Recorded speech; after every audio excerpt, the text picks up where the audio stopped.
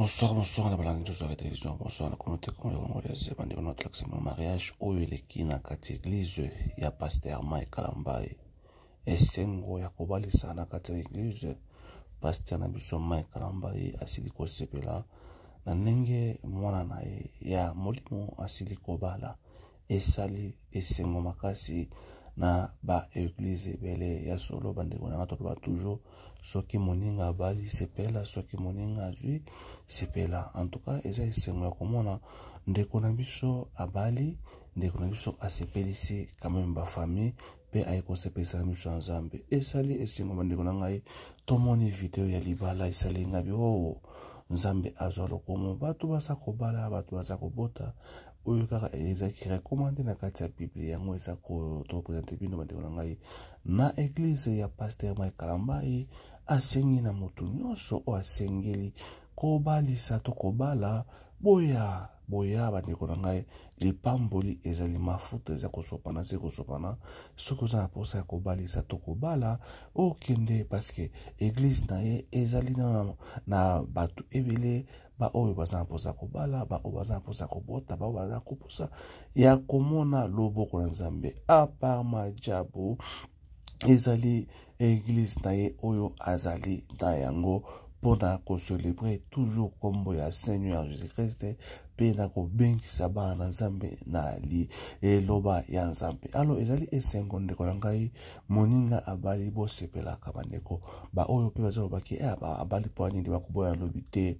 moninga abali sepela moninga zui sepela parce que ezali recommandé bibliquement et pas en nzambe esali biso ko sepela mingi na 2024 église oyo ebalisi tomoni pasteur Mike Kalambaye asili kobalisa mwana na ye ya molimo oyo azali kosepela parce que na minute oyo ndeko tokomo konte toza na 2024 to esangeli moto nyonso na kati ya église na ye bana oyo baza na kati na église na ye babala bake liboso pona loboko ya nzambe alo yango tokolakisa bino tala ndenge église bato batelemi bato basepele bato bamoni nyonso eske tokoloba baparent to bampaka église baza wana mpona kopesa conseil na bamama église mpona kolendisa ba oyo babalani po libala ezali te tobalana apres na nsima tokabwana te bandeko na ngai yango tosengela toujours na baeglize ebele bandeko na ngai tosala wana mpona kolendisaka mpe kopesa lelo koti libala ndeko mwasi ndeko mobali liyebaki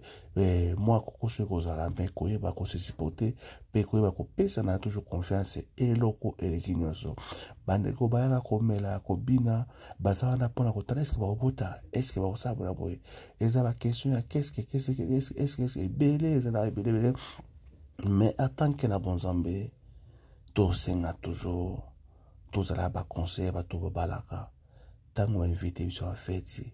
ntango bainvite biso na ndako tozalaka wana mpona koloba liloba ya malamu mpo nzambe azotala mitema na biso mais oyo bayaka mingi na bainvitation na biso bayaka mpona kotyola biso lobi yango toloba tobinisa bato tozala nyonso mais liloba nzambe tobosana yango te alo topesi longonya na pasteur Mike Kalambaye mpe na église na ye mobimba ezala toujours boye po bato babalana parce que ko vie ya solitude to vie ya célibataire eza malamu te nzambe atindaki biso toke se multiplier ko se multiplier eza mwasi na mobali tozala elongo tosangana po tosala bana mpe tozala lolenge nzambe alingi mpona évolution ya mokili bandeko na ngai toyaki mpona kopresente na kati église ya pasteur Mike Kalambaye mwana ya molimo asili kobala soki moninga bali sepela soki moninga zwi yo kuna pe yo sepela likunya na moto te parce que eza ta ya moto na moto lelo eza ndeko na biso lobi mpe kozala yo pourquoi pas kopesa gloire à Jésus-Christ notre Seigneur oyo azali mobate mpe mosunga na biso libala elengi libala kitoko oyo tomoni elipambwami na 2024 tolanda yango.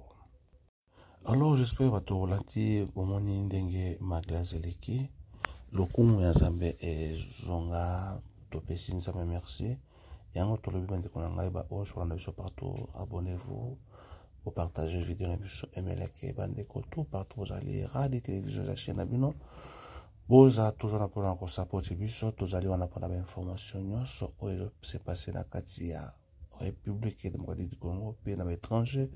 partout tous allez wana bana nzambe tolingi ba oyo tolandaka biso bazalaka elongo na biso contacter biso na ba numéro na biso oyo koluka biso même na commentaire ok na Facebook na page na biso radio News TV okoluzwa na messenger okomeli biso tozana bandeko nyonso oza posa ya kozala bango elongo pona kosala mosala ba contacter biso alors tomoni mariage yango oyo bandeko na biso zaki juste pona comprendre bino pona lokuma nzambe abonnez-vous massivement et partagez notre vidéo et kosala biso kitoko makasi par rapport ya évolution ya ba information ezala circuler na motutu azwa oyo se passé lelo ezalaki ya serna biso oyo tozi temps moke ya ko présenter bino na lokola tomoni vidéo nzambe alola azana bino merci et bye bye. Bonjour, Nabalandi Nyonso ya Radio Télévision, bonjour, bandeko TikTok, bonjour, Nabatou, Balandabiso partout dans le monde entier, bandeko trouver une photo sur la des cambo, il y a ba promotion na communauté congolaise. Donc, tu es pour la communauté Nabiso, pour la promotion, et bien, on a eu au TKK, marchandise, na yo, oyo nyonso, azana posa ya promotion. Luka biso to sur la promotion na TikTok na biso pe na YouTube na biso et on to siki ba congolais nyonso partout vous allez oza posa ya produit na yo etambola biloko na oza nango etambola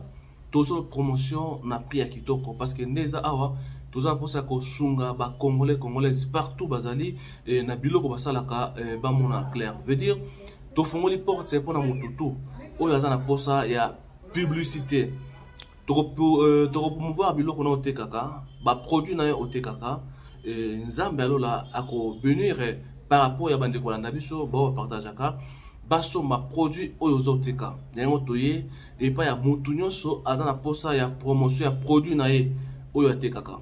ezala savon ezala mafuta ezala ba produit oyo kosunga bande kolanda biso ba tâche ya banduta oyo ya kosunga pona komela neti biso moko tokosala bino ba promotion pe ya kolakisa bino bakisi ya kosisa poison na kati ya nzoto pe ya kotraite makila na biso yango tosengi ndeko nyonso partout ozali contacter biso na kati ya chaîne na biso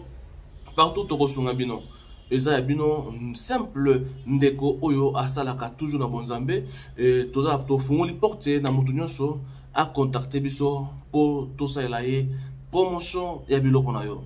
oza na école oza na flat hotel na yo ozali na oza na service de traiteur toi oza na malewa na yo oza na nyonso oza posa pour na promotion na ba congolaise ba o tout banda biso ndeko contacter biso to ça là yo promotion na merci na ndeko nyonso à partager merci na mutu nyonso oya kozala intéressé contacter na katia radio TV4 ezali TikTok na biso pe na radio télévision ezali YouTube na biso radio News TV ezali bongo page Facebook na biso merci.